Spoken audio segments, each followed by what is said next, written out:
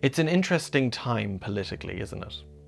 Genocide, climate catastrophe, Eurovision, things feel pretty dark right now. Do you remember the last time that it didn't feel dark?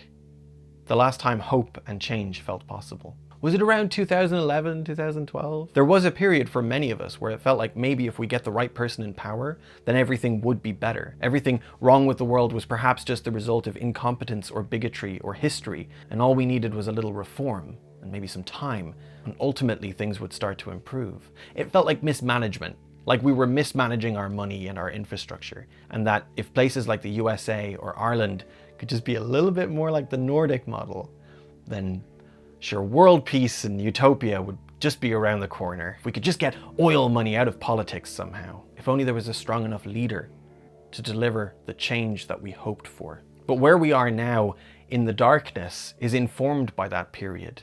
We don't get to just say boomers did it and then walk away. We're in it. So let's take a little peek deeper into the darkness, into the agony of old hopes. Visit an old monument, a relic of that period when utopia felt just around the corner. Go to a petrol station in rural Ireland called Barack Obama Plaza.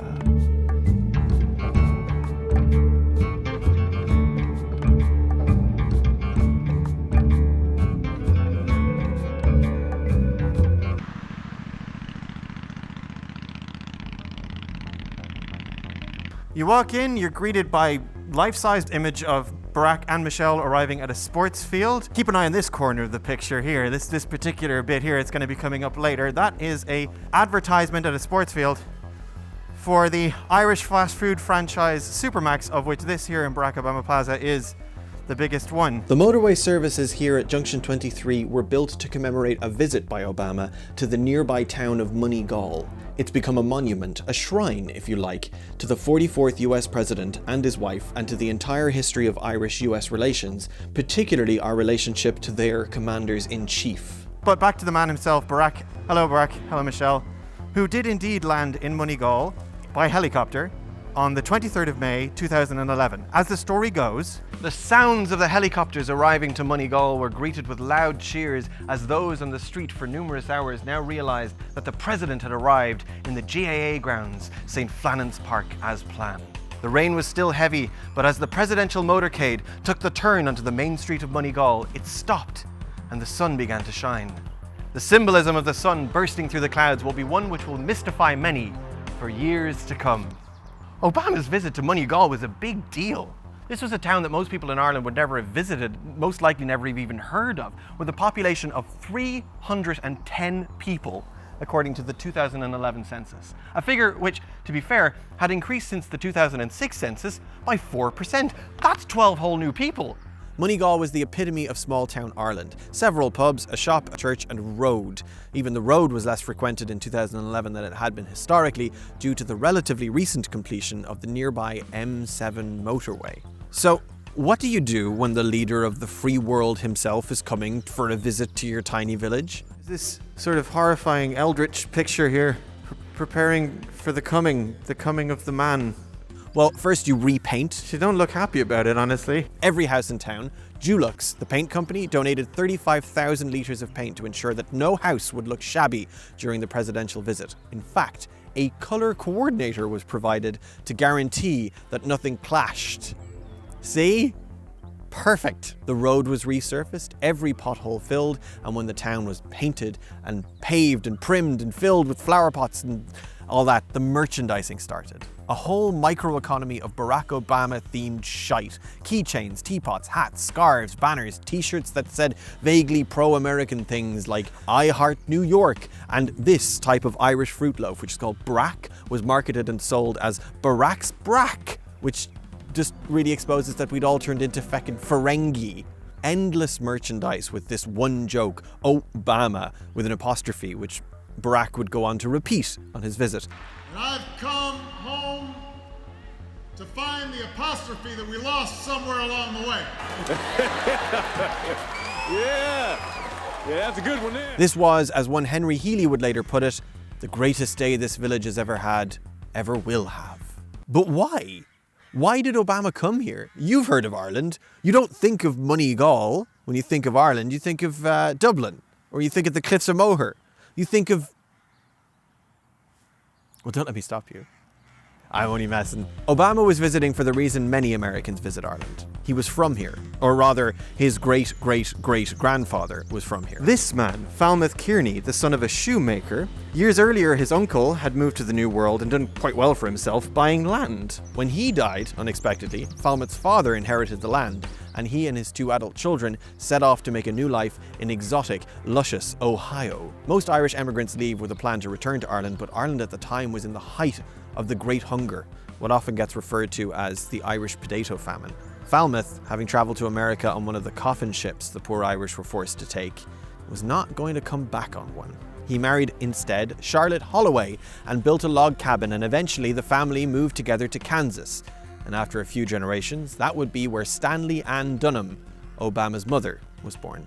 The young Barack Obama, still a senator, wouldn't discover his Irish connection until 2007. It never hurts with Irish American voters to have a connection to old Boggy, but especially in Obama's case, this was part of the formation of his persona, with which he would come to personify just about every rags to riches trope in the American psyche. Not just the son of an immigrant, but also of a single mother. Not just black, but also Irish and from Kansas, like Superman, and Hawaii, like Aquaman. And in this case, the Irish wanted the connection too.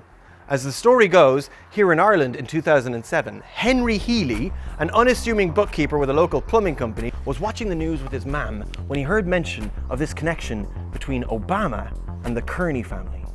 Following the death of his father, Henry had become interested in tracing his own family tree and knew that he, Henry, was a descendant of those Kearneys who had stayed behind in Ireland. With plenty to be gained for both men on either side of the Atlantic, word spread of this 8th cousin connection, coordinating over several years via the Irish Embassy, the Government of Ireland, the Irish American Democrats, and the Democratic Party itself. A visit was arranged in the final year of Obama's first term. Now put yourself in Henry Healy's shoes. He is just as unqualified for this as you would be. He doesn't know about the Secret Service or Air Force One or whether to bow or hug. And there's some brief panic about bad weather and the helicopter's ability to land, but it does. Henry, who hasn't slept in days, is sitting at the local pub, Ollie Hayes's, and he was, as one article put it, a wreck. Someone offered me a brandy. Well, I didn't want the president's first impression of an Irishman to be one who smelled like alcohol. He makes for quite a sympathetic leading man in our story, does our Henry, sitting here drinking a pint of water, hoping to make a good impression on a global empire. A helicopter lands, and the presidential motorcade proceeds down Main Street to a cheering crowd who had previously jostled for tickets to attend. Obama, charming as always, hugs people and shakes their hand. He stops at his ancestral home, to everyone's delight asks to see the interior where, standing on the floorboards that his ancestors had laid, he seems genuinely moved. And then on to the pub, where he even knows that there's a ritual to wait for the pint of Guinness to be fully settled. He says to the barman, "You tell me when it's properly settled. I don't want to mess this up." And before he drinks, he makes sure to say, "Sláinte." This jammy, charming man just gets everything perfect. This is very good. I love this. This is a pint glass. It doesn't actually say that this is the pint glass, you see, that he used. It's just an example of a pint glass. After a pub session, Obama goes back outside to the cheering crowd and in an unplanned move walks the length of town, giving every single person there a handshake, the longest presidential handshake session in modern history. The whole time, Henry Healy is by his side, an affable and overwhelmed representation of Irish-American relations. When the visit ends, Healy and Obama have a heart-to-heart about keeping in touch, and they do. Henry and Obama meet about 10 more times before 2006. Running out of breath. Henry and Obama meet about 10 more times before 2016. In one particularly sweet story, Henry traveled to DC to watch the second inauguration as a member of the public. Didn't tell the president he was arriving, but the White House sent an email with an invitation soon after he landed, and as he walked into the private and prestigious inaugural ball, Michelle interrupted her conversation to yell, "Cousin Henry!" and ran to give him a hug. Henry's life changed in other ways after the presidential visit, starting one calendar year after, when he lost his long-standing job. Asked by the press at the time if he'd consider a move to America, Henry responded in the negative, saying, "I don't know if America would even suit me. I'd be too much of a homeboy." Henry and Moneygall were inextricably linked. He'd become a mascot for the town, and for the memory of the presidential visit. Speaking in 2014, Henry said, "It has transformed my life. I'm extremely fortunate, and I got to be involved in ancestral tourism for the last 2 years. With this venture, I get to reside permanently in Moneygall. I could be one of the many people who's gone to Canada or Australia seeking a new life. None of this would have happened but for that connection." So this weird petrol station near this town in the middle of Ireland dedicated to Barack Obama, to US presidents and US Irish history, seems to feel a little less random when you know the context. Barack Obama Plaza was actually one of many developments in the wake of the presidential visit. There was the Obama Cafe, which opened in 2011 and featured Celtic iconography as well as US symbolism like a painted Statue of Liberty and 14 American flags and some German flags for good measure, and for some reason a baffling recreation of a lifebelt from the Titanic. You know, Barack Obama. There was the Kearney Loop, a 39-kilometre route. An art gallery opened, unheard of for such a small town, and there was Falmouth Kearney's ancestral cottage, the one that Obama had visited, which was turned into a tourist attraction. For this once hopelessly obscure town in County Offaly, Obama's promise of hope and change had certainly been delivered upon, especially with the announcement of Barack Obama Plaza and its promise of 60 new jobs for Moneygall. So how did all that work out for them? Well, the Obama Cafe closed, along with almost every other business in town, including the art gallery and the hardware store. As of 2021, the Kearney Loop had still failed to attract a single tourist. The ancestral Kearney house failed to bring in much income. It closed and is now a private rented home. This was at least in part as a result of the M7, which allowed traffic to bypass the town. Henry's mother, Marion Healy, who had lived in Moneygall her whole life, explained, "If Obama hadn't come, the place would be derelict at this stage, with the bypass and everything. Looking at other villages, they've forgotten once the bypass comes." Even legacy businesses in Moneygall, which hadn't opened on the basis of the Obama connection, found themselves suffering. In 2014, Pat and Mary Bergen, who had run for 26 years the post office / grocery / newsagents, put it like this. "The Plaza was the last nail in the coffin for us after the bypass. We've gone as low as we can now. The Obama thing was only a blip. It masked to some extent the effect of the bypass. We got some passing trade out of the Obama thing, but the Plaza has taken the last bit of passing trade. We're down 50% in the last 2 years. We stopped doing tea and sandwiches once the Plaza opened. And even though the weather was lovely, it has been our worst ever summer for ice cream. How are we meant to reinvent ourselves as a business?" We're a small shop. Where the money would be made is in what the passing trade would buy.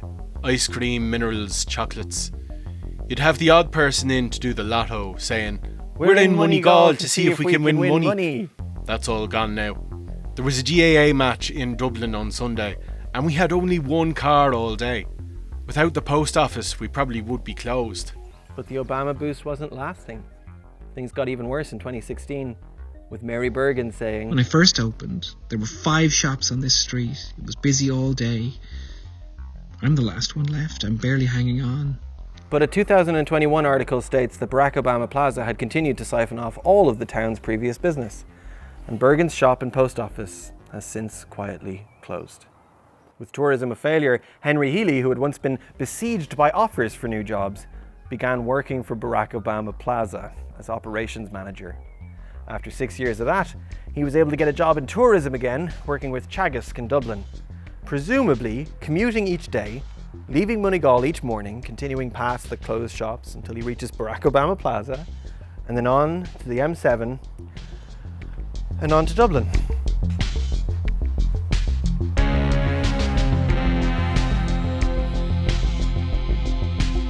Past Rossgrey, past Portlaoise, and onwards towards Dublin, on a motorway with very few points of interest except for this monstrosity that purports to be a sculpture and this giant bull's arse.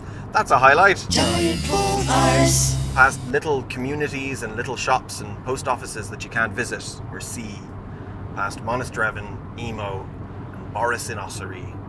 We do have some fun place names now that I say it. I mean, Barack Obama Plaza in Moneygall, County Offaly is fun to say. So too is Doodie's Bottom in County Wicklow, and Bastardstown and Fannystown in County Wexford, and in Cork, New 2 Pothouse, and Bwing. Isn't that brilliant? It's Bwing. I also like Muff in County Donegal, and in County Mayo, which is already fun, there's just a town called Cum. It's just called Come. What? But we're here in the heart of Borris-in-Ossory because that's where the story of the motorway takes us. Notable, yes, for its slightly baffling name, even for Irish people. For our purposes, we're here because before there was a motorway, this is the town that marked the halfway point on the bus errand journey to Dublin on the old R445, where the bus stopped for a break and a young person like me in the 90s could have a Whittle and a 7-Up and a yellow snack. The stop was in fact this hotel, which is now not anything, and that's partly because of the M7 motorway. And the hotel is missed. Besides being a rest and whittle point, the hotel was a thriving community space for locals who fondly remember the large ballroom and the dances that were held there. I would love to actually take the time to properly paint for you a picture of this cringe 90s Irish nightclub scene with sticky weekends and bad speakers and she's a maniac on the floor, but I'm afraid I just couldn't do it justice, so we'll have to just move on. After all, that's what Ireland did. We modernised and urbanised and we moved on. We can't have the commute to Dublin take 4 hours with congested traffic at every small town on the way.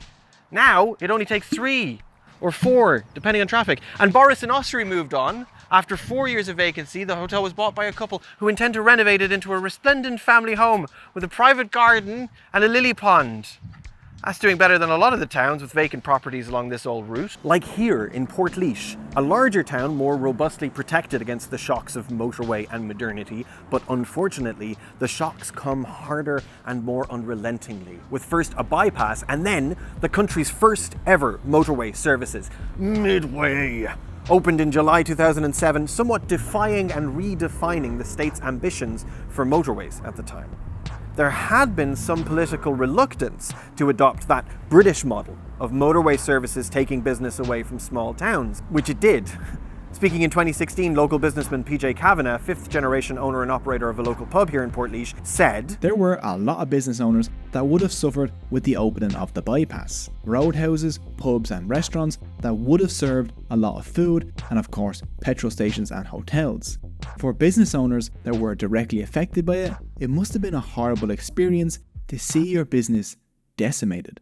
Oh, PJ. Oh, 2016 PJ Kavanagh, you don't know the half of it. Because in 2019, one of Ireland's most successful entrepreneurs and 1%iest of the 1%, Pat McDonough, the owner of Supermac's restaurant chain and Barack Obama Plaza, proposed the opening of a second motorway services 150 metres away from Midway. Now, keep your eye on Pat McDonough. He's our third dramatis persona. We have Henry Healy, Barack Obama, and Pat McDonough. As well as being the owner and operator of Barack Obama Plaza, he also had been heavily embroiled in something called the planning wars, which we will expand on in more detail later. But basically, rival businesses submit objections to the planning and construction of petrol forecourts. For now, we're just talking about objections from Apple Green petrol stations operating out of Midway, who, far from trying to save jobs for local small community in Portlaoise, were just trying to save themselves. Objections or no, the second forecourt was opened as Portlaoise Plaza. Since then, of course, more local businesses have closed. There was a global pandemic, after all. As recently as September 2023, the Office Centre closed, and in February 2024, the thriving local pub and restaurant Lily's abruptly closed, shocking locals who you'd think would be used to it by now. It's a lot to expect of a town to surrender that much of its business to 2 rival motorway services operating on either side of a roundabout. It's almost as if the motorway system has been prioritised, not because it's the system that grows wealth horizontally and creates jobs, but because it's the system that best siphons off wealth to a handful of entrepreneurs. After all, rail networks also prevent congestion, right? They can serve to carry freight for industry, but train stations, unlike motorway services, they put people directly into towns. A town with ambitions of being a romantic and twee tourist spot like Moneygall would surely be better served by a little train station than by a Barack Obama Plaza. Now there is this station in Portlaoise, and that's good. But in the same way that you've heard of the Guinness factory, the Cliffs of Moher, and third Irish place, you may have heard that Ireland is a bit of an outlier in Europe for having very expensive trains, very few trains, very limited and confusing railway lines. And the general advice that tourists get is that you have to rent a car. How else would you get out of Dublin Airport? We're the only capital city in Western Europe that doesn't have an airport rail connection.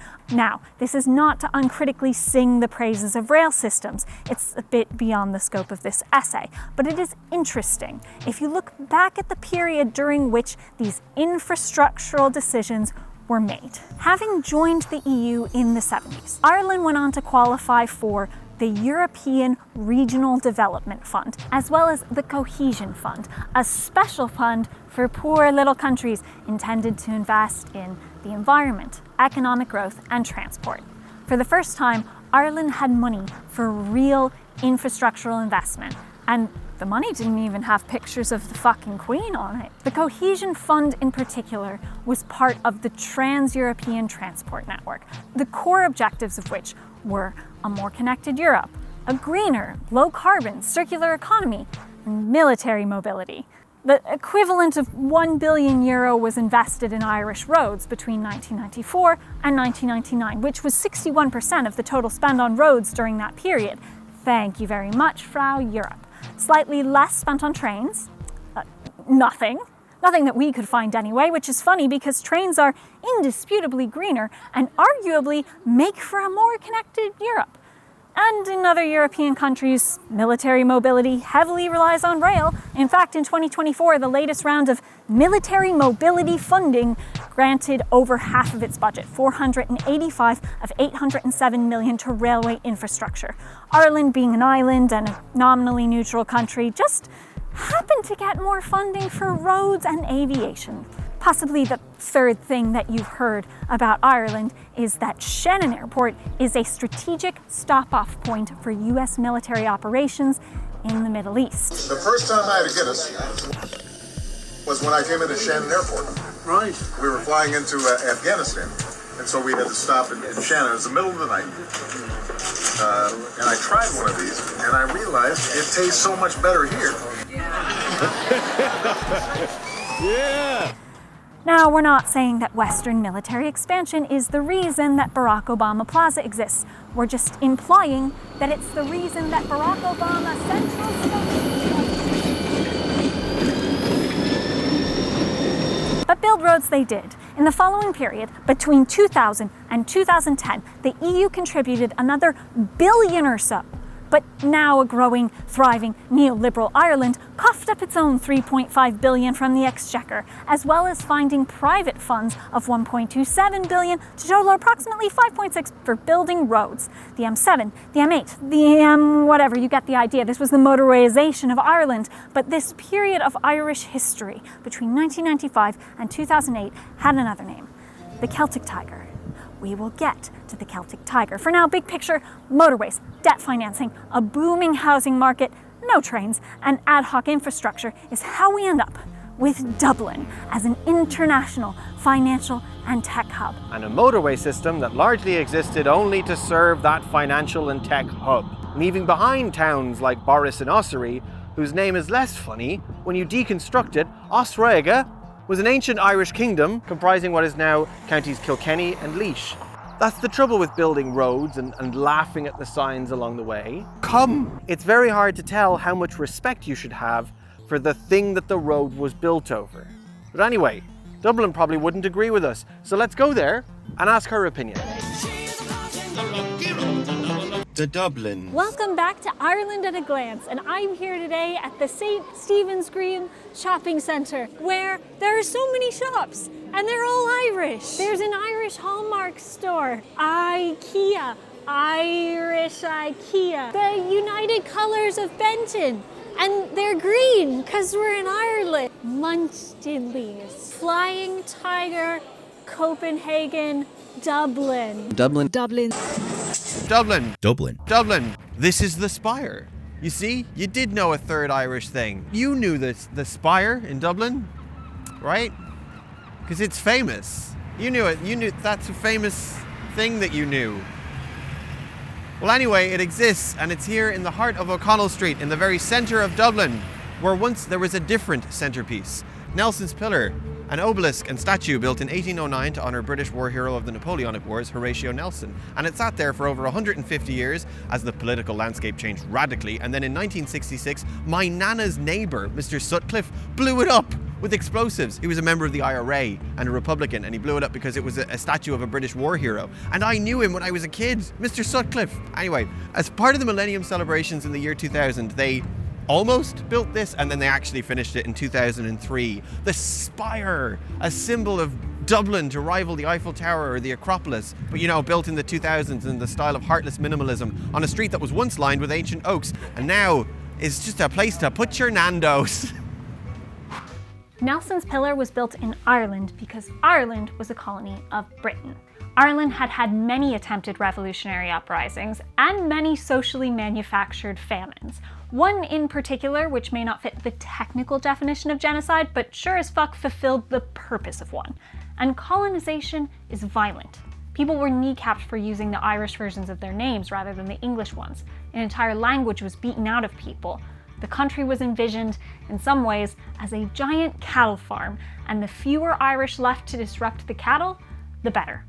Edward Spencer, a colonist who owned a large chunk of Munster, spoke in 1598 about his tactical famine killing the local Irish to make way for cow pastures. In short space there were none almost left, and a most populous and plentiful country suddenly left void of man and beast. Yet sure in all that were, there perished not many by the sword, but all by the extremity of famine. Land has always been central to the struggle.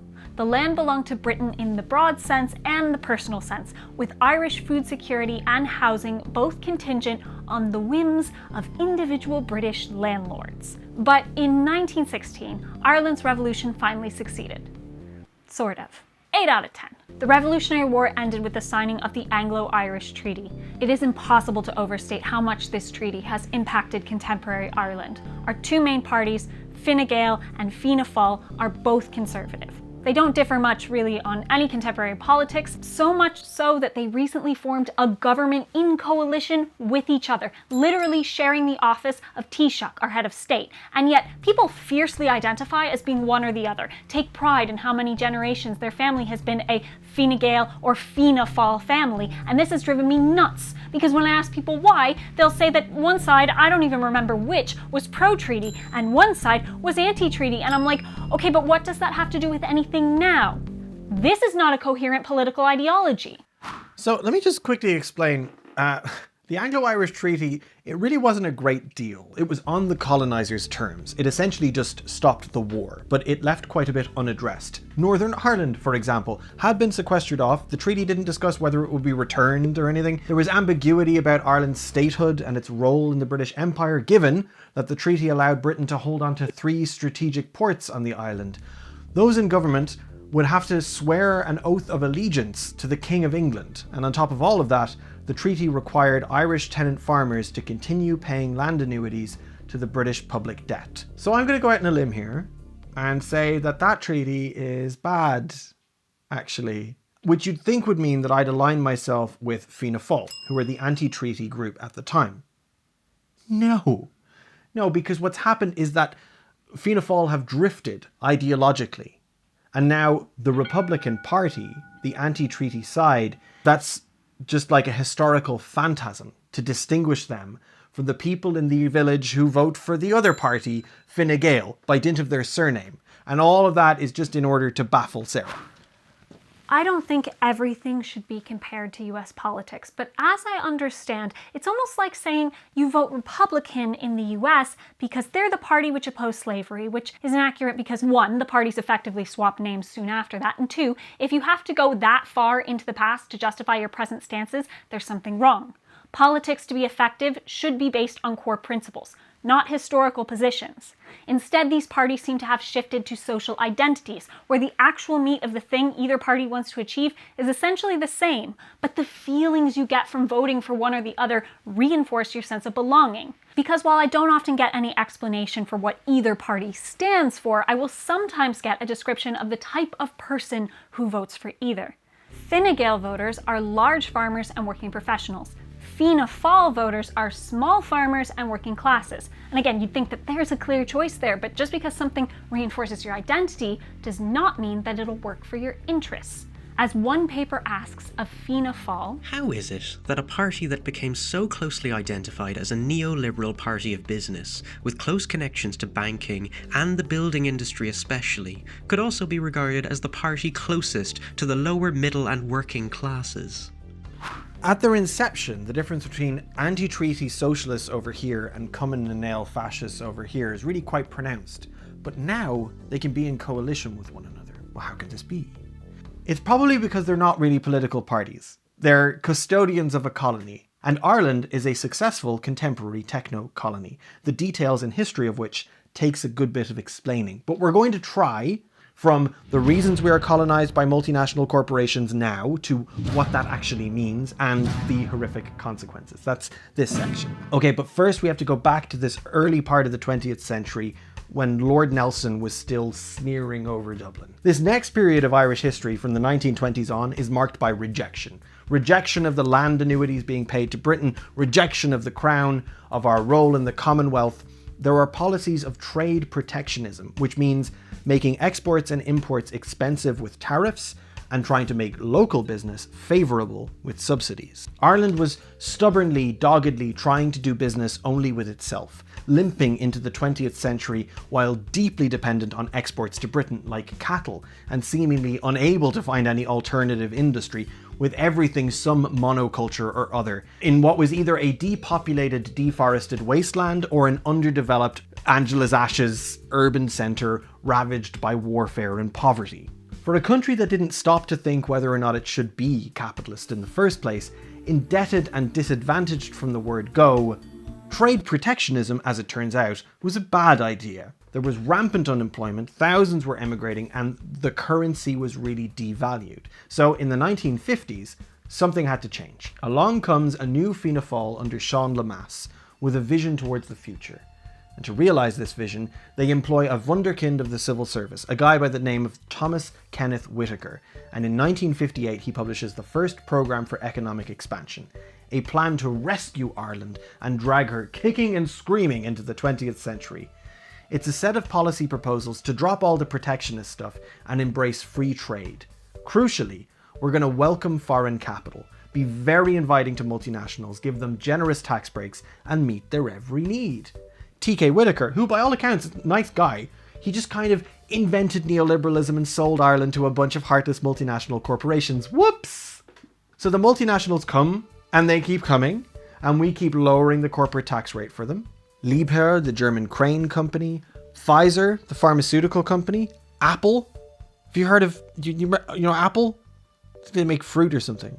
And when we couldn't lower the corporate tax rate anymore, we got even more inventive. Ireland spent years developing tax treaties with as many countries as possible and used our lack of financial regulation to our advantage. Like the fact that Ireland had no thin capitalisation rules at all, which basically means that a corporation could be financed with 100% debt and 0% equity. Like a corporation could be worth nothing except the money it had borrowed. And for a multinational, that's exactly the sort of nonsense you need for the double Irish trick where you offset the tax you pay by showing on paper that you've invested in a holding company it's just you again.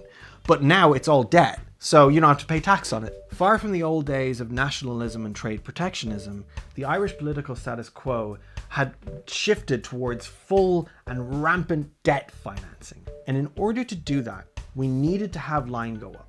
Ireland's growing GDP, which allowed for this extensive international borrowing, and our eventual acceptance into the European Economic Community, was a reflection of the multinationals, first industry, then pharma, then tech, operating out of Dublin. It was corporate colonization. In Ireland, the national fantasy of having achieved first world status as a roaring tiger, and thus of having overcome the asymmetries of colonial development, was contradicted by the dependency of tigerhood on offering financial services to multinational corporates courted by the state, transforming the country into a tax haven and secrecy jurisdiction zone, while concentrating urban employment in low-paid service jobs. The Irish government took pride in anticipating the growth of the financial services market and reshaping the country into a treasure island, where the economic growth would be driven not by job creation or investment in production, but rather by maximizing profit through tax avoidance. But why is this bad? Like, are we just saying corporations did it and they're all corporation-y, so it's bad? Or is it bad because the corporations are killing Ireland? It's not random or incidental that we have the particular giants that we have here. They're not just avoiding tax, they're avoiding regulation. They're avoiding legal obligations to the health of people and environments. And of course, they're chemical and pharmaceutical companies, as well as tech companies with vast data centres. The Environmental Protection Agency in Ireland is not, in a strict sense, tasked with protecting the environment. Instead, it is responsible for determining allowable levels of pollution. The chemical and pharmaceutical industry is responsible for the biggest share of hazardous waste produced in this country, though agriculture, specifically the cattle industry, originally imposed by the British Empire, is doing a fair amount of damage too. So instead of having clean drinking water, we've been sanctioned by the European Court of Justice for failing to do anything about the fact that our drinking water is full of carcinogenic particles. It's full of carcinogens, including chloroform, bromodichloromethane, other THMs. THMs can be absorbed by drinking water or by other activities like showering. In response to the finding, the HSE, the Irish Health Organisation, has recommended that anyone who's concerned should boil their water for a minute and let it cool before consuming, just like when you have a bath. But if you Google Ireland and pollution, you're not likely to see much coverage of manufacturing disasters, even if you Google specific disasters, like the Merck plant's contamination of the Ballydyne watershed, as author Robert Allen put it. The great toxic disasters of the modern era happened elsewhere. Out of sight, out of mind, and certainly out of Ireland. Yet Merck's poisoning of the Ballydyne environment occurred in front of our eyes in Ireland, but it is as if nothing strange happened in this place some call the Valley of Tears. But it was a disaster, with both humans and animals getting sick after Merck started manufacturing in Ballydyne. One family, the Hanrahans, had 225 of their livestock die from a mysterious wasting disease, while the South Tipperary Council insisted it had done a study and found nothing wrong. It maintained this even as humans, like John Hanrahan, started to fall sick with a bizarre condition resembling multiple sclerosis. His wife Celine started to be sick, and every one of their children's pets died. An acid mist from the factory caused the family's tongues to blister. The local vegetation hung brown and dead. It took a leaked report from Trinity College to show that Merck had poisoned the lichens, grass, soil, and silage in the areas surrounding the plant, posing a clear threat to life. But the lack of coverage of this disaster was intentional, with Irish civil servant Frank Dunlop spreading rumours that the farmers were killing their own cattle and directly telling the press, "You shouldn't believe everything those dingbat environmentalists say." If you recognise Dunlop's name, it's because he was on the witness stand for 124 days in the Mahon Tribunal. That's how long it took him to recount the amount of government officials he was responsible for bribing. Now, the Hanrahans were compensated an undisclosed amount for their losses, but the Merck plant was allowed to continue manufacturing and greatly expanded that plant. We're not going to go after the corrupt civil servant like Frank Dunlop or the businessmen. They're the job creators. We go after the people they poison and the people they exploit. And if our conscience objects, we can soothe it with bribes. Corruption has always been an issue for Fianna Fáil's consecutive governments. It is in fact how Dublin was built. Various developers and local government officers had been caught exchanging unlawful payments to rezone all of these outlying areas of the capital for development. Countless housing estates that were overcredited and countless industrial developments for our laissez-faire multinationals. That's Dublin. George Redmond is an example. He was a county manager at Dublin Corporation who was found to have no less than 20 offshore bank accounts for his corrupt payments. Former Taoiseach Charles Haughey had been caught embezzling millions, €45 million at least, as well as unsavoury details like buying his own island off the southwest coast and receiving a corrupt payment of 75,000 Irish pounds to refurbish his fucking yacht, Celtic Mist. By the time we get to 1995 and the beginning of the Celtic Tiger proper, Fianna Fáil, Irish politics in general, and the world of liberal politics itself are all radically different beasts. Bill Clinton is now in office in the US. Tony Blair is cutting a dash in opposition, ready at any point to destroy the ideological core of the Labour Party forever. And new Irish Taoiseach Bertie Ahern is overseeing an economy in Ireland that is growing dangerously fast. It might be completely irresponsibly financed and it might be destroying the environment and soon to destroy all the small towns, but Jesus lads, that line was going up. Oh my God, look at that line. Up! And of course, the capital sprawled as a result. More and more developments were given the go-ahead in a dizzying race to spend and soak up over-accumulation. The motorway system began life as bypasses around Dublin's neighbouring towns, now suffering congestion in their rush to feed the tiger.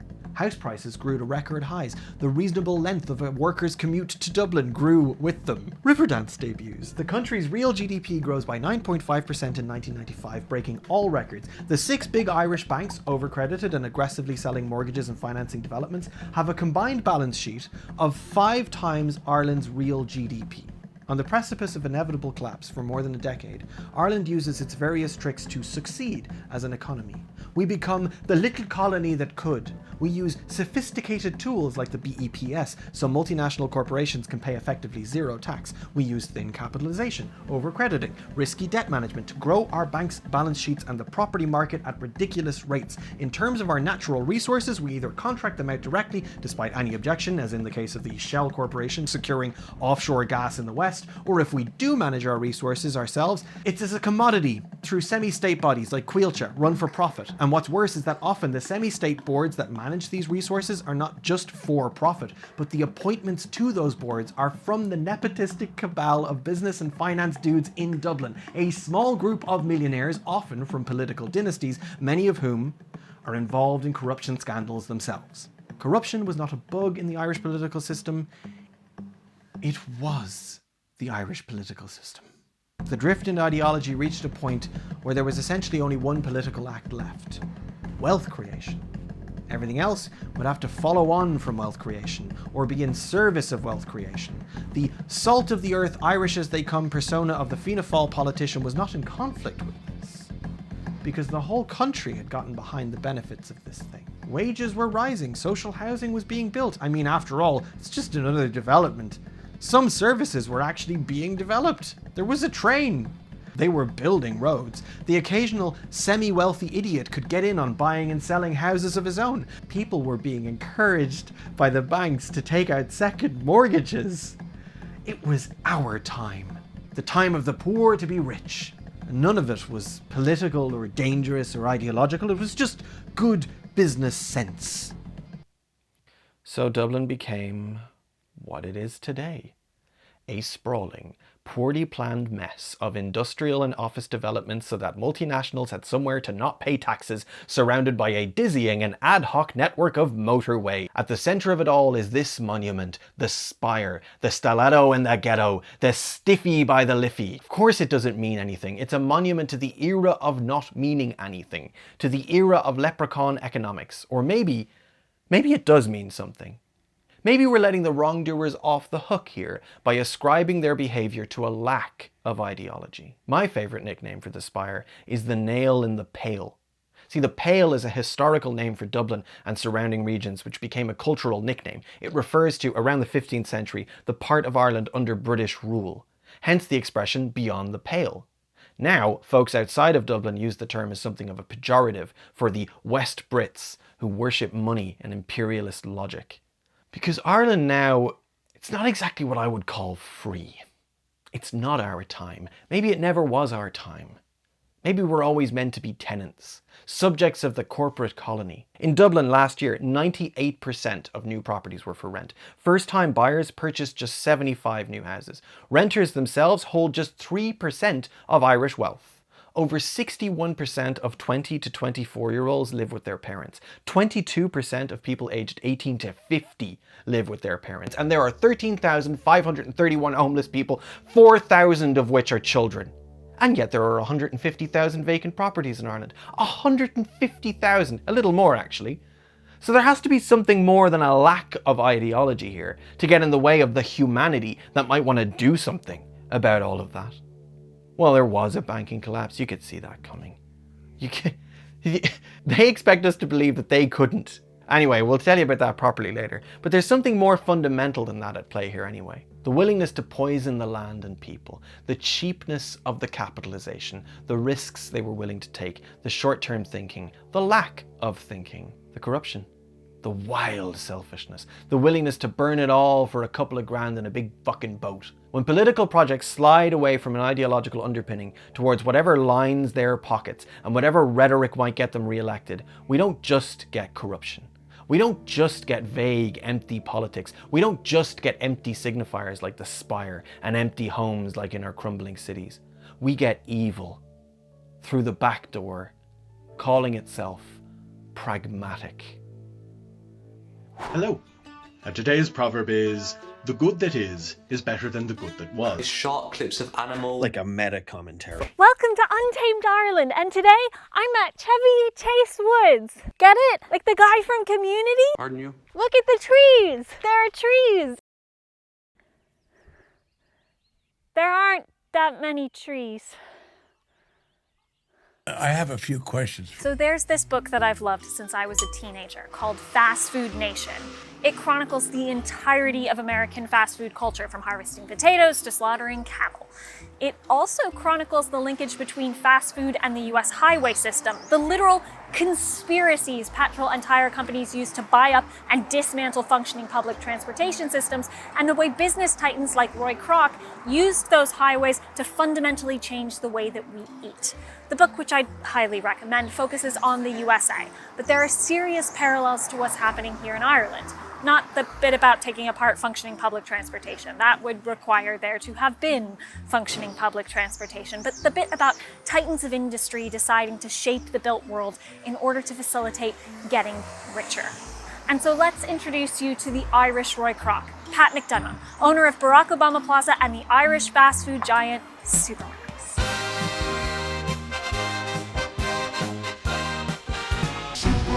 So sometime in the 1960s, a young Pat McDonough is studying at Carmelite College in Moat, County Westmeath, and as the story goes, one of his classmates thinks it would be very funny to poke him in the arse with the sharp end of a compass, which, to be fair, that is very funny. McDonough yells out, as you would, cutting through the silent study hall, and then he gets summoned by the priest. "McDonough, come here." And yes, the teachers are priests, and yes, it's Ireland in the 1960s, but no, we're not going to go there. Instead, what happened to McDonough was that he was ordered to memorize 2 pages of Shakespeare's Julius Caesar, and it is in this life-defining moment that McDonough comes across the following passage. "There is a tide in the affairs of men, which, taken at the flood, leads on to fortune." And this becomes McDonough's motto. Basically, you have to take advantage of the tide when it is pulling you towards fortune. As contextualized by the rest of that passage, there is a tide in the affairs of men, which taken at the flood leads on to fortune. Omitted, all the voyage of their life is bound in shallows and in miseries. Pat McDonough becomes this brand of opportunism personified. His first money-making scheme is taking photographs of couples in the 70s and embarrassing the gentleman into purchasing the keepsake. And then he gets into selling pool tables for pubs for some reason. That's when planning permission for his own pool hall falls apart, and so he pivots to opening a premises for his other side hustle. He has another one, so many side hustles, which is selling burgers and chips at the races. So he opens his first chipper in Ballinasloe on a shoestring. Having also been a lifelong advocate of the GAA, which is the Sporting Association of Indigenous Irish Sports, and apparently he was a nifty Gaelic footballer in his own right back in the day. This is hurling, this isn't Gaelic football. Still, Pat McDonough used his nickname on the Gaelic football pitch of Supermac for his new venture. And now you have added context for why there's so much sporting imagery in Barack Obama Plaza and in every other Supermacs. And look, there's no actual advertisement for Supermacs in the real picture of the pitch. It's photoshopped in. They photoshopped in Supermac's advertisement in this particular part of the pitch so that subliminally you'd be like, oh, hungry burger time. Secrets and lies. Anyway, Supermac's flagship chipper takes off, and in 1980, McDonough opens a second Supermac right here in Gort. And then 2 years after that, a big premises in the heart of Galway City, which becomes like a mecca for drunks and an iconic spot in Galway's infamous nightlife. The 80s are good to McDonough and to Supermacs, but it is as nothing to the boom that will come. during the Celtic Tiger of the 1990s. It seems to me that the real success stories in Ireland fall into two broad categories: those that facilitated US multinationals and those that impersonated them. In this case, it was kind of both, with McDonagh operating Papa John's franchise in Ireland. And although I suspect that the man himself would be upset at the comparison, the expansion of Supermacs, particularly those that became part of the motorway system, is straight out of the McDonald's playbook. But as I said, McDonagh would be pretty pissed off at the comparison, and for good reason. He hates McDonald's. McDonald's has been in and out of court with Supermacs for years, blocking them from expanding into the UK and Europe, lodging a 41-page objection to their trademarks and designs in 2015, all because of that suffix-prefix Mac, and because of the colours. And let's face it, because litigation is mostly a tool for crushing competition and monopolising markets. These lawsuits get a little bit of traction in the old YouTube shorts and other "you won't believe this" content. McDonald's, Supermacs, McDonald's, because for a time it meant that European fast food restaurants could troll McDonald's with their menu items, because McDonald's didn't have the exclusive rights to the Mc suffix. And so you had Burger King releasing things like a Big Mac, but actually big. And that's very funny. Haha, it's great when capitalists get a kick in the dick, but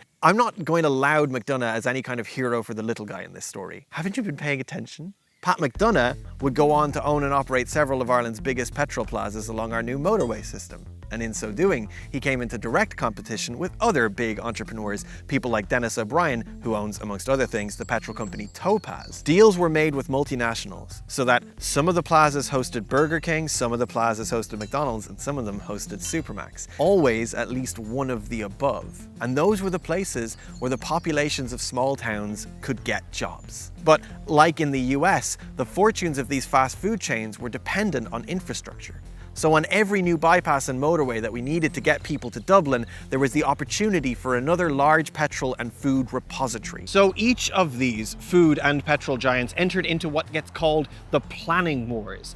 Essentially, planning applications for big developments like a Supermac/Circle K owned by McDonagh get scuppered by objections from, for example, Topaz, owned by O'Brien. And then they hold the whole process up in the courts and the offices of local government in order to negatively impact the bottom line of the rival business, and maybe even have them give up on developing X piece of land so that you can come along in a couple of years and develop it yourself instead.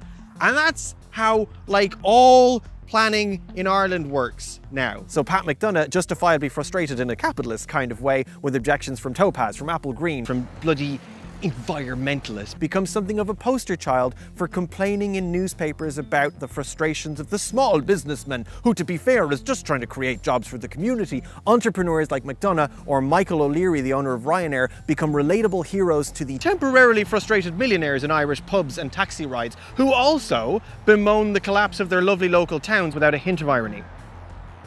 Since he first had a pool hall scuppered by planning permission, McDonagh has made it something of a mission to highlight misuse of planning objections. He's drawn attention to so-called go-away money, which is when someone demands vast sums of money to withdraw a planning objection. As poster child for the savvy businessman, McDonagh has also used his platform to object to social protections for his underpaid employees. He described welfare payments to those people who lost their jobs during the COVID-19 pandemic as winning the lottery. And he said that the pandemic unemployment payment had caused them to get a bit lazy. Even admitting he thought that such social protections drive people out of working in hospitality. Because you need people's lives and finances to be precarious in order for them to be incentivized to work such shitty jobs, right, Pat? And when they're forced to work these shitty jobs, what with there being no other local alternatives, you can take deductions from their minimum wage salaries for their uniforms and for the shitty food at Supermacs, whether or not they even actually eat it. Top-end entrepreneurs like Pat McDonagh and Dennis O'Brien lobby Irish government to keep minimum wage low. They engage in planning wars, ensuring that large-scale plazas on the motorway system are prioritised over densifying and reinvigorating actual towns. They parade their rags-to-riches stories in newspapers to appeal to the frustrated capitalists who feel kindred with their can-do attitude and business acumen. They complain of the Luddites who thwart their business expansion, whether through social, environmental, or provincial protections, so that local government, environmentalists, left-wing politicians, and often even economists who are burdened with a conscience become scapegoated as naysayers and idealists and opportunists, all of whom the real businessmen of Ireland need to take on so they can finally build that plaza and create those jobs. In his ongoing campaign against what he claims are flagrant and opportunistic, in some cases extortionate objections to building these big plaza projects, Pat McDonough is part of a wider movement promoting more laissez-faire planning and taking away the power to object and the power to participate in the structure and welfare of your own town.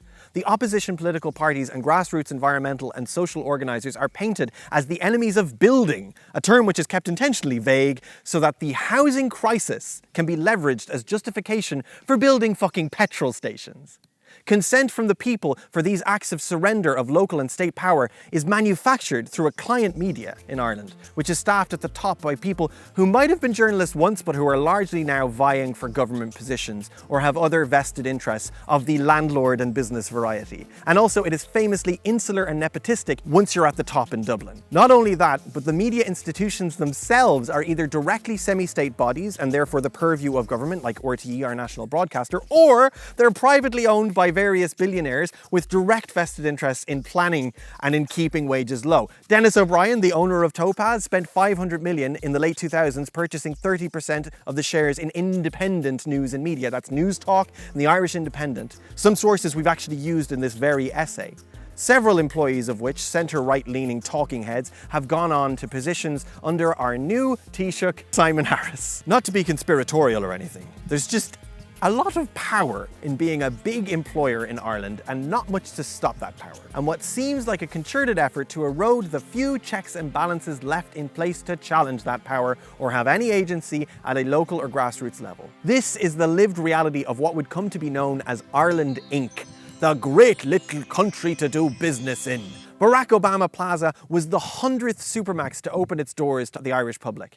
And there's Pat McDonough there, posing with President Obama, the American dream from rags to riches right here in the middle of the bog. There is a tide in the affairs of men, which taken at the flood leads on to fortune. So said Brutus. And speaking of Brutus, let me tell you about the next bit of the essay.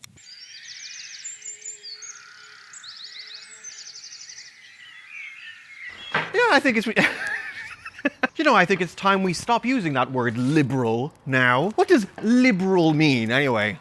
Doesn't it depend on if a person is describing themselves as liberal or if they're describing someone else? Isn't it dirty word, clean word distinction kind of relative? Liberal is either the good thing you can be from the perspective of someone who sees the only alternative as conservatism, or liberal is the bad thing you can be from the perspective of someone who wants an alternative to capitalism. What if instead we try to understand this Celtic tiger that walked up a president and climbed down an apocalypse as something outside of its political rhetoric, in terms of its actual mechanics, as opposed to moving numbers around on a balance sheet and calling it economics? What if we are so naive as to look at this through the lens of what democracy could be?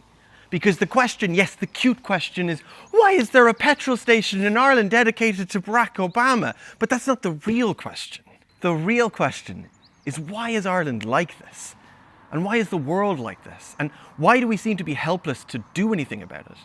How and when did politics transform into this endless exercise of transferring power and wealth into private hands until there's nothing left and there's a structural collapse, and then we devalue everything and people emigrate and starve and die, and then we do it all again? I think a lot of these self-identifying political terms like liberal or progressive are only fit to describe a politics whose normative mode has already surrendered and come fully to terms with surrendering its actual decision-making power. Liberal only distinguishes between two arbitrary modes of capitalist surrender. So instead, I want to propose that we use the following terms. Depoliticization, depoliticize, which is the process and the range of tools through which the government puts decisions at arm's length, puts decisions in the hands of private enterprise, and persuades the people that they can no longer reasonably be held responsible for any decisions or consequences ever. Depoliticization, handy term in that regard, a little hard to actually pronounce. We're going to borrow some other terms too from the political theorist Margaret Canavan. Two terms, pragmatic politics and redemptive politics.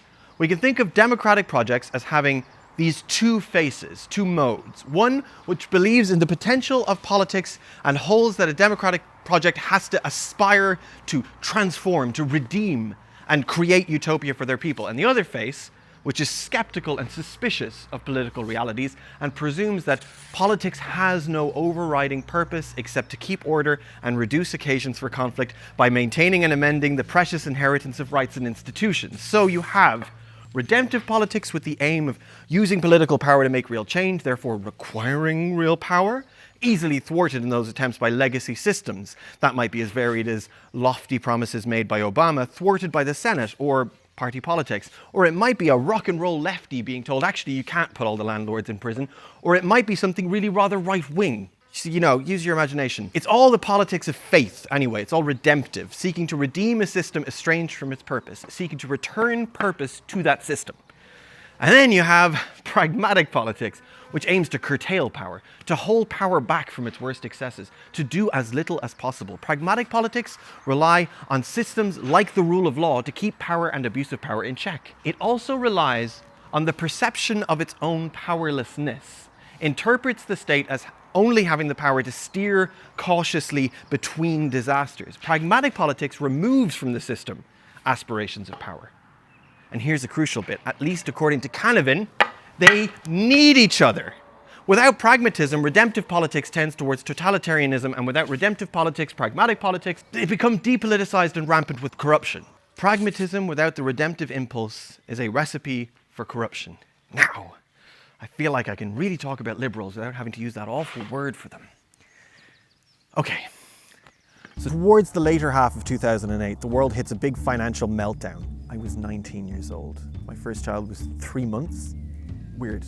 The biggest Irish banks face imminent insolvency. We're all fucked all over the world as a result of overaccumulation, short selling, bad practices of Wall Street, and by American banks. And all of that is amplified in Ireland by our property bubble and our thin capitalisation and all the other little get-rich-quick schemes. So we're hit really hard in terms of sudden unpayable debt. There is a real possibility that the ATM machines will not dispense money in a matter of days. But the then government rubbished talk about a bailout. The Irish state is fully funded into the middle of next year. 3 days later, an emergency meeting is held for senior politicians as well as a bunch of senior banking officials. The question of recapitalising the banks from exchequer funds is on the table, but there aren't the funds to do it, and it won't be popular, so we'd have to borrow from the EU, from the International Monetary Fund, and anyway, what if it doesn't work? It's all debt.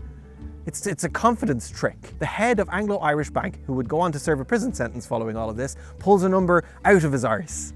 He says, 7 billion, yeah, that'll do. That'll be what it needs to save the bank. And in a leaked audio tape, it is later revealed he has no factual basis for this number. He says, if they saw the enormity of it up front, they might decide they have a choice. They might say the cost to the taxpayer is too high. A pragmatic decision is made.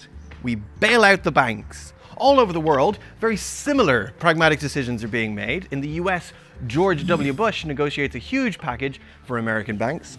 Ireland receives and scrounges together first 67.5 billion, including 22.5 billion from the European Financial Stabilization Mechanism, 17.7 billion other EU funds, 22.5 billion from the International Monetary Fund, $1 billion from Sweden and Denmark, 3.8 billion from fucking Britain, typical, and 17.5 billion from the Irish Pension Reserve Fund. That's right, our own pension money gone to recapitalise banks that were lying to our faces. But all of this was pragmatic, realistic, and mature in the face of our debt, as was the rhetoric for what came next: years of austerity, unemployment, the start of a homelessness crisis, brain drain, young people emigrating in their thousands, a miserable, miserable period of further depopulation, disenfranchisement, and poverty, all in the name of political pragmatism. Or rather, the result of having no choice. I mean, like, we didn't have a choice, right? There was no choice. Well, Yanis Varoufakis, former Greek finance minister, said of the European bailout, the new loans represented not a bailout for Greece, but a cynical transfer of losses from the books of the private banks to the weak shoulders of the weakest of Greek citizens. What Varoufakis was saying was that, a little like our question of public versus private debt from Irish farmers earlier, this was not money that the Greek citizen owed to the French stockholder in the German bank. Their private loss was simply their private loss. Varoufakis, as a left-wing politician with the unusual quality of having been elected and even more oddly, having retained his principles, went into tense and world-shattering negotiations with the EU and the IMF. He refused a bailout for the Greek banks on both the ideological and economic understanding that accepting a bailout would result only in debt relief for the wealthiest across Europe, whereas the wage slaves in Greek factories and workplaces would face a fucking humanitarian crisis under austerity conditions. These were politics of redemption. Because, of course, the liberal dichotomy doesn't fit to describe such an impasse. There were centrist liberal governments across all of the EU fighting with Varoufakis to take the bailout and accept the austerity conditions. Well, he lost that fight. And he was completely right about the consequences for working class people in Greece. But Ireland didn't even try. We just turned over and showed our tummies and we said, we didn't even know, we were the boldest boys and we didn't know about their money, we're sorry. Oh, it's the silly boys with their money, we didn't know. That's a historical recreation. Particularly when Fianna Fáil were voted out and their long-standing rivals took over Fine Gael. We just fully acquiesced to a non-political regime of paying back debts to big international banks. Under the guise of recovery, our finances were scrutinised and co-managed by the Troika. That was the combined efforts of the IMF, the European Central Bank and the European Commission. And under their advice, all of our bad debt and much of our infrastructure was sold off. But now hang on a second. Who buys bad debt? Fucking Aquaman! Well, increasingly, US businesses were the ones buying debt. Staffed by former Lehman Brothers employees and other stock market gamblers, headed by some of the biggest donors to both the Democrat and Republican parties, these new giants of the finance industry, like Blackstone, start to take over the debt and the indebted assets, largely property, of all those insolvent countries, including Greece and, of course, in Ireland. Vulture funds, they call them. And our new leadership in Fine Gael, pragmatic, business-oriented, determined to get us back on our feet, are only too happy to say goodbye to resources, infrastructure, state land, and even shares in the banks, which the Irish taxpayer has somehow bought, but never owned. Fine Gael are just looking for that short-term injection of capital that offsets their ridiculous national debt and essentially allows them to claw back enough confidence in the market to do more debt financing, paying off enough of the debt to get into more useful forms of debt. Under Taoiseach Enda Kenny, Ireland becomes the poster child for austerity and recovery from collapse done the right way, through debt financing and selling everything to the Blackstone Corporation and corporations like them, and by opening ourselves up even more to even more exploitation by multinationals, particularly in property, Ireland's line can go up once again. And the multinationals can expand their empires free of such inconveniences as regulations or tax. Through depoliticization, planning becomes more laissez-faire. We start to open up data centers for all of the big tech companies that are setting up their headquarters here. And environmental objections be damned. Send them all our electricity, cool them down with our dysfunctional irrigation systems. We have to be pragmatic. We're in an economic recovery.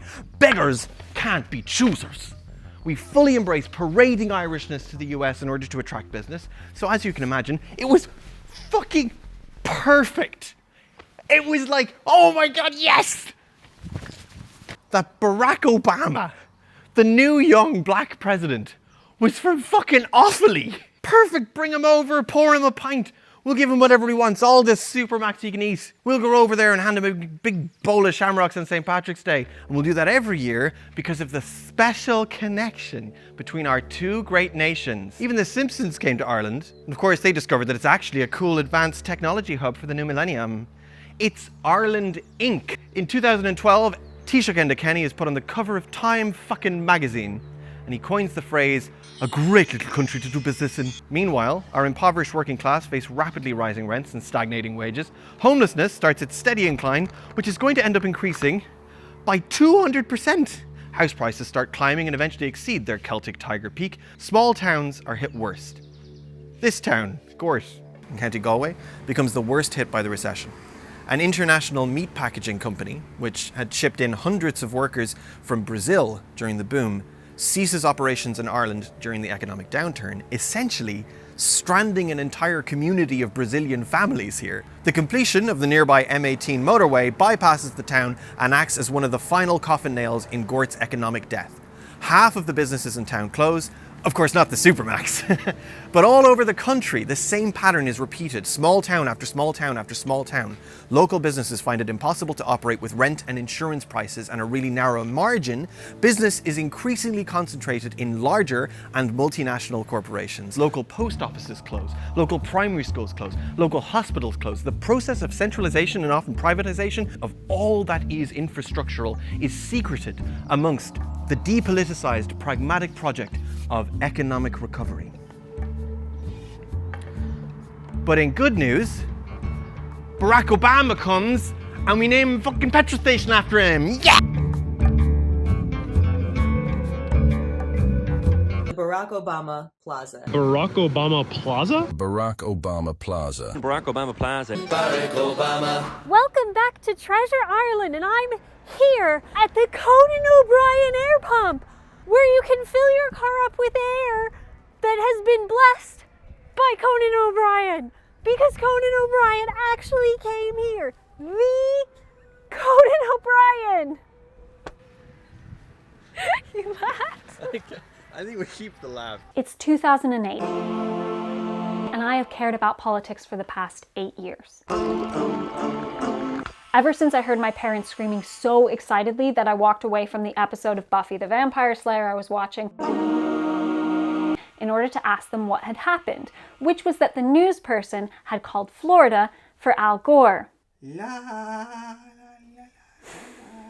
Those of you my age will probably remember that fiasco, where the election came down to just one state, which had been called for Gore, then Bush, then a recount, and finally the Supreme Court appointed Bush to the presidency. That fact used to matter a lot to me, that Bush was appointed and not elected. It was the last time I didn't watch the presidential election. The next one I watched with one of my best friends at a sports bar. I was still a teenager, still too young to vote, but utterly convinced that John Kerry would win. But here I am this many years later, having had to look his name up in order to say this, so that's how that went. 2006 was the first year I volunteered for a campaign. There wasn't a presidential election that year, but I spent much of my free time sitting at information tables in conservative towns under a little booth for Referendum I. It was a proposal to establish domestic partnerships for gay people in the state so that queer people could adopt together or own their own house jointly so that they'd be protected from being locked out of their dying partner's hospital rooms. See, at the time, the bigots were claiming that they weren't anti-gay, they were just protective of marriage. So we had our tagline, "It's not marriage, it's just basic equal rights." This was taking them at their word. Fine, a group of people had some bullshit idea about the word marriage, but surely creating this separate category would alleviate that. Let it never be said that the more radical queers like myself don't absolutely support assimilationist goals when something like this is on the ballot. And actually, my experience of campaigning was very positive. People were very polite when they came up to my table. They were largely polite when I rang their homes. I didn't hear much homophobia. I thought we'd win. We didn't. Even with that absolute mealy-mouthed, separate but equal piece of legislation, we lost. It felt like we were always losing. 8 years of Bush, a botched and pointless war against a country that had done nothing to us, local elections which always went to the jerks. I am telling you this to paint the picture of what it felt like to be a liberal, very liberal, as my Facebook profile said, which, how could you be more left-wing than being very liberal? To be liberal, to believe in the goodness of the systems, and to have spent your teenage years watching the bad side win over and over and over, and then Obama. I'll be heretical here and say it's the closest I've gotten to understanding how Christians feel about the Messiah. He was young, charming, smart, black, and I liked his taste too. His favorite book was by Toni Morrison. I was an independent film nerd, and he was a fan of Spike Lee. He had written a memoir, Dreams from My Father, and I read it pretty much as soon as I heard about him, and his story could not have been more inspiring. Obama's white Kansan mother and black Kenyan father met while attending University of Hawaii. They married and had Barack Jr. before separating and pursuing a divorce when he was only 2. After that, Barack Sr. went to Harvard for a PhD in economics, and Barack Jr. relocated with his mother to Indonesia. After years of being the only black American kid in a foreign town, Barry comes home to Hawaii to complete high school and then on to Columbia for his undergrad, years in Chicago as a community organizer, then Harvard Law School. a stint as an academic teaching con law at University of Chicago Law School, and then finally entering politics with a seat in the Illinois Senate. He had hit every conceivable marker of mainstream success and done it unconventionally. How could I have not looked up to him? But I'm not here to give you Obama's biography. Instead, each of these points of identity, first-generation American and multi-generational American, third culture kid, Black American, raised by a single mother, they all meant something symbolically. Electing Obama would make the American dream a reality. It would mean that finally, someone could climb out of obscurity and into the highest seat of power in the country. But they were all of them deceived. For Obama was evil. No, not evil. It doesn't matter. It doesn't matter what kind of a person he was. And not in an all politicians are bastards anyway kind of way. And also not in a there are very few things left that the Democrats can actually blame on the Republicans kind of way. I just mean Barack Obama, the person, is not up for discussion. We're talking about Barack Obama, the political project. He was the frontispiece of a large and complex project of the Democratic Party, which had already been depoliticized before he ever ran for president. The Dems, and particularly the wing of the party that sought their own reinvention through Obama, like one Joe Biden, were already very depoliticized on policy. The Democratic Party weren't having Al Gore happen again. They were all about getting elected. So in the campaign for election, in order to get elected, Obama starts out rhetorically quite redemptive. This is peak Obama the idealist. He's vague for sure, but very invested in redemptive politics, in the politics of hope and change, and seeking to return purpose to the American political system. However, when he actually gets elected, there are a few significant changes. Suddenly, he's very upfront about being faced as if by surprise with the politics of pragmatism. Suddenly, he is held back by Congress, by financial limitations, by issues of international trade and diplomacy, or by focusing on other issues somehow to the exclusion of the actual root problems. He was also just a different orator after he got elected. Obama, the candidate for president, was quite the storyteller. His campaign speeches could often turn into full-blown short stories. One example from Obama's famous A More Perfect Union speech is the heart-tugging story of Ashley, a young white woman who has joined Obama's campaign. The way he tells it, they're going around the room asking why people are there to support the campaign, and Ashley says that when she was 9 years old, her mother got cancer. So she started missing work and was let go and lost her healthcare cover. They had to file for bankruptcy. And so Ashley, this kid, tells a little white lie to her mother that her favorite food is mustard and relish sandwiches. Because they're so cheap. That's the mind of a 9-year-old. And she eats mustard and relish sandwiches for a year until her mom gets better. Anyway, Ashley finishes her story. At which point I'm like, okay, but in terms of like infrastructure, Barack. And Obama's like, I'm not done. And then goes around the room and asks everyone else why they're supporting the campaign. And finally they come to this elderly black man who's been sitting there quietly this entire time. And Ashley asks him why he's there. And he does not bring up a specific issue. He does not say healthcare or the economy. He does not say education or the war. He does not say he was there because of Barack Obama. He simply says to everyone in the room, I am here because of Ashley. I'm here because of Ashley. Do you believe that story? See, sometimes I just wonder if Obama isn't like the biggest fucking charming con man that's ever been. In her paper, Red and Blue Ideology, a fantasy theme analysis of Barack Obama's political discourse, author Kelly Jarrell looks at Obama's speeches through the lens of fantasy theme analysis, or symbolic convergence theory, which is way too complicated and analytical to get into at this late point in the essay. It is, I'm sorry. But basically, in Obama's pre-inaugural speeches, there are clear protagonists and forces of good and evil, and themes that are very legible, and we identify strongly with those. We actually get a sense of political identity that is quite salient as a result of how righteous and sympathetic characters like Ashley and the old man seem to be. This was exactly what a fractured post-Al Gore Democratic Party needed. But after his inauguration, the actors in these dramas become more vague. The speeches are less driven by story, policy and pragmatism start to take over. Obama's ideology, which was indirect, it was already indirectly evoked through characters and stories. Well, now it was even more indirectly illustrated in the liberal tradition of gleaning political ideology from all the policies we couldn't possibly implement because they'd be so expensive and unrealistic.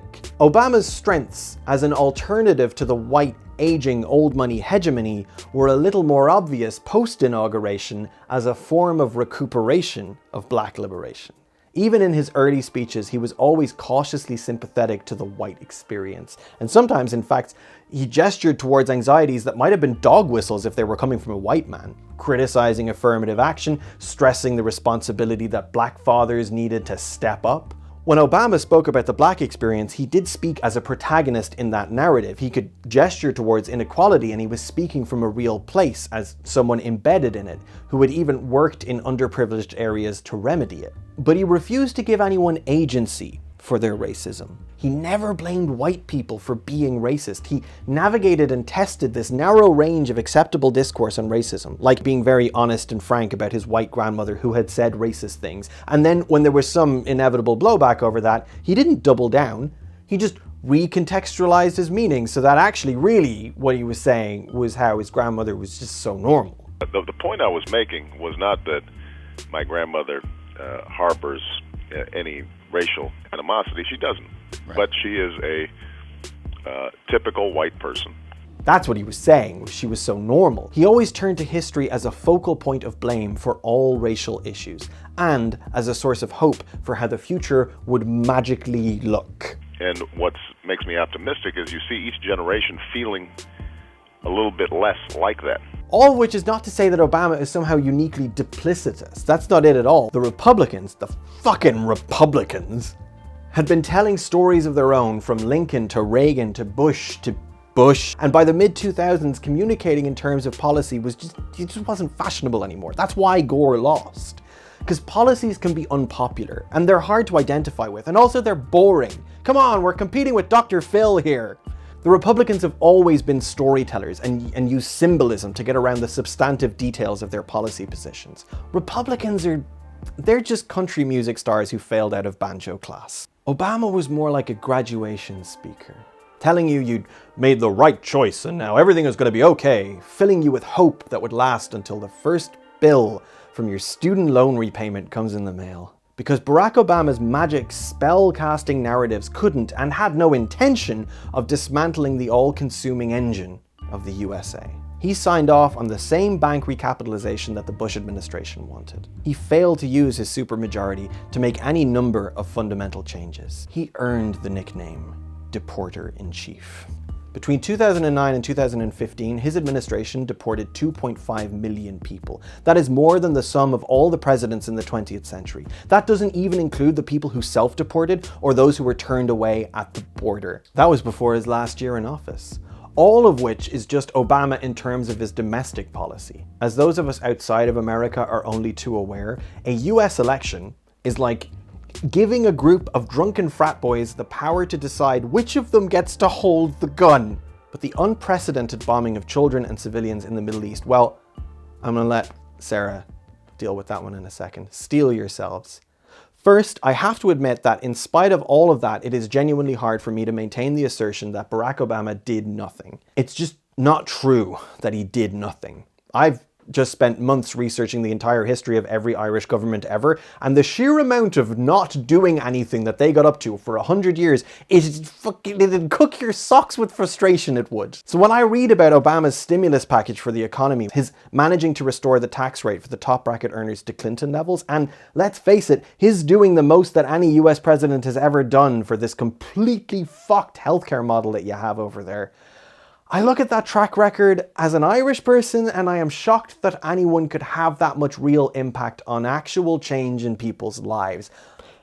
And then I try to remember that Ireland sets a very low bar and liberalism sets a very low bar, and the US system would seem to just be 8 years under a Republican followed by 8 years under a Democrat, with transitions between in which things like social programs, tax rates and foreign policy get changed and then ultimately changed back. That's just how America works. Obama didn't invent that. It's just a really weird country where that's how you do. Really, the only thing that's special about Barack Obama is that his stories are so good, and the themes and fantasies pervade. The stories from the Obama we all remember. The guy who was still trying to get elected, or maybe who came to your country for a diplomatic visit and gave the whole nation the commencement speech it needed. For many card-carrying Democrats, the hope that that man was selling and the identification with his stories, his vision of the party, is still and is the only reassurance left in the American political system at all. That's why his shadow is the president now. And in a career marked by the tension between pragmatic politics and redemptive politics, you could say that the presidency of Joe Biden is the ultimate act of depoliticization in the career of Barack Obama. In 2009, 11 days after Obama took office as president, he was awarded the Nobel Peace Prize. In 11 days, he hadn't actually done anything yet, but he had promised to. The committee awarded it to him based on his promise of nuclear non-proliferation and of ending hostilities with the Muslim world. As part of his acceptance speech, Obama said, "To say that force is sometimes necessary is not a call to cynicism, it is a recognition of history, the imperfections of man, and the limits of reason." Reasonable, I guess. It reminded me of another quote, first popularized by Dr. Martin Luther King, but frequently quoted by Obama. "The arc of the moral universe is long, but it bends towards justice." I trusted that even if some things were perplexingly wrong, they were in service of some greater good, some greater progress. I had hated Bush, hated him, considered him a war criminal, still do. Obama's rhetoric towards Muslims wasn't vilifying. He had grown up in Indonesia. I was with the Nobel Committee. Things would be better. During Obama's time in office, he bombed Afghanistan, Pakistan, Libya, Yemen, Somalia, Iraq, and Syria. He pioneered a strategy of double tap strikes. Bomb an area once, wait until first responders rush in to help, then bomb it again. We can't even estimate the number of people the Obama administration killed. The numbers reported by the administration have been inconsistently and suspiciously low, according to the United Nations. And as reported in the New York Times, Mr. Obama embraced a disputed method for counting civilian casualties that did little to box him in. It, in effect, counts all military-age males in a strike zone as combatants, according to several administration officials, unless there is explicit intelligence posthumously proving them innocent. In total, his administration had 10 times the amount of strikes that the Bush administration had. By his last year in office, he was dropping 3 bombs an hour every hour of the day. 26,171 bombs. There are things I'm grateful to Obama for. To name one, the Affordable Care Act, Obamacare. It's a pathetic excuse for healthcare reform. Still, it took away lifetime caps on care and allowed people to stay on their parents' insurance until age 26, whether they were in school or not. I can't tell you how life-changing that was for my partner, who had already maxed out his lifetime cap at one insurance company and was rapidly approaching another. It meant that for the last year of his life, we were able to focus on the care that he needed and not the constant fear that the insurance company would find an excuse to drop him. But there is no connection between reforming the insurance industry and dropping bombs on funerals of innocent people in Pakistan. The arc of the moral universe is long. Is it? Do you think that line is comforting to the families of the hospital Obama bombed in 2015? It was run by Médecins Sans Frontières, Doctors Without Borders, and in it, 42 people died, with 30 other injured. In case recent events have led you to forget, targeting hospitals is a war crime, unequivocally. Or when Obama obliterated a village in northern Syria, originally claiming to have killed 85 Islamic State terrorists, but later revealed to just be a town of civilians, 120 of whom were now dead. Obviously, I no longer consider myself a liberal, very or otherwise. I find we focus a lot on capitalism, but imperialism is also deeply, inextricably linked with liberalism. There is no moral universe where US military dominance in killing civilians or deposing socialist leaders is going to lead to a more just world. I think it is hard when you're in the US, when there are just these 2 political parties and they're all you've known. It's hard to see a way out. So I'm not going to pretend that I don't know how the structure of the Electoral College pushes liberals to be more conservative, how it pushes candidates to the right. But the US electoral system was created not very long ago in the scheme of things. And participate however you feel is right. I won't judge anyone for voting for the least worst option. Fine, but I don't think we get out of this by voting. I don't think we get out of this by focusing on the hope that putting the right person in office means the system will work to help people. Because it never has, and it wasn't designed to. I am not against hope. I just mean something very different than Obama when I say it. Hello. Now today's proverb is, hope is the best part of our riches. And what this means is that it doesn't matter how poor we are, how disempowered we are, as long as we have hope, we still have a chance of success, we still have a chance of achieving something. I do want to comment on hope very briefly. The image of hope we've been sold over the past few decades isn't hope. This kind of vague understanding that everything will work out fine, that perhaps some grand hero will come along and fix everything, that's complacence, not hope. Complacence may be comforting, but complacence is also the enemy of action. Hope, real hope, has a mouthful of blood and broken teeth. It is the knowledge and understanding that no matter how hard the fight is, it is worth fighting and can be won. It is the knowledge and understanding that even if the fight is lost, you have still improved things by fighting. You know, sometimes I just don't have it in me to be hopeful, especially when I'm dealing with giants as mythic and unstoppable as Pat McFucking-Dunna and Barack O'Fucking-Bama. Neil, what are you doing in the dark?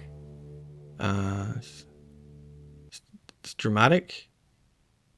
It's dramatic. Okay, well, that's nice, sweetheart, but I'm gonna give you some light. Alright, well, sometimes when we finish up our essays, we'll end with a message about hope and community, and we always mean it, but we do run the risk of using that same mythic narrative language as Barack Obama. Hope. Hope. Hope. And if you keep that up for too long, what you might have to say could amount to very little. We don't want to give a commencement speech. We want to form a coherent argument. If you take a single snapshot of Barack Obama Plaza, it's all very funny. If you cover just enough of the backstory and context for a YouTube short, it seems like Ireland is just the funniest, silliest place. But if you allow your attention to linger, follow your curiosity as to why things are the way they are, then there is horror under the foundations of that petrol station. Barack Obama Plaza cost the town of Moneygall everything. There is no town of Moneygall anymore. And the motorway system and the giant forecourts that those motorways link have duped us into thinking that the country is somehow not composed of the towns and communities in that country. We end our videos with messages of hope and community. Those words can't be empty. There is no community if your entire town has to emigrate to Australia or at least commute 2 hours every day to Dublin. Because as long as Ireland continues to be a facility for multinationals, everything will be in service of the tax evasion and overaccumulation of that city. Ireland will remain a colony. It will simply be a techno-colony of late-stage capitalism. This great little country to do business in has spent nigh on 100 years gambling the fortunes of its children on the blood-soaked wealth of its imperial friends. Whether we are handing a bowl of shamrocks to the world's most successful used car salesman or begging for scraps from European armies, there is no such thing as a capitalist utopia. Not in Sweden, not in Germany, and certainly not in fucking Ireland. And this is especially true now, when the only political action that takes place, the only real political decision-making, is at the behest of the top 1% of business people. Under such a depoliticized system, such an undemocratic system, that has arguably become more capable of evil than any political system ever could, we've actually never needed hope and change more.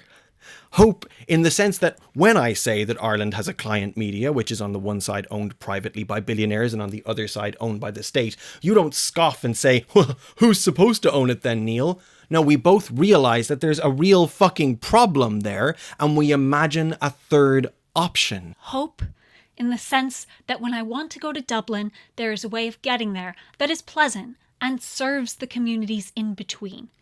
Hope in the sense that a depoliticized system can be made political again.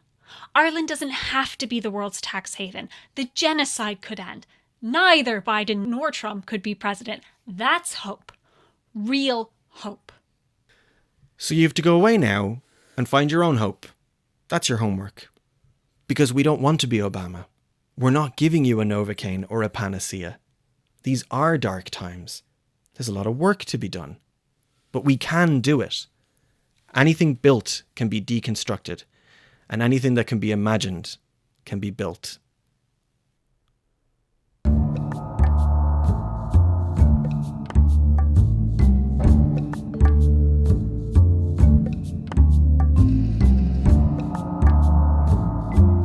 Okay, but it was bothering me. So, cum comes from the Irish on cum, which means like the coombe, like a type of valley.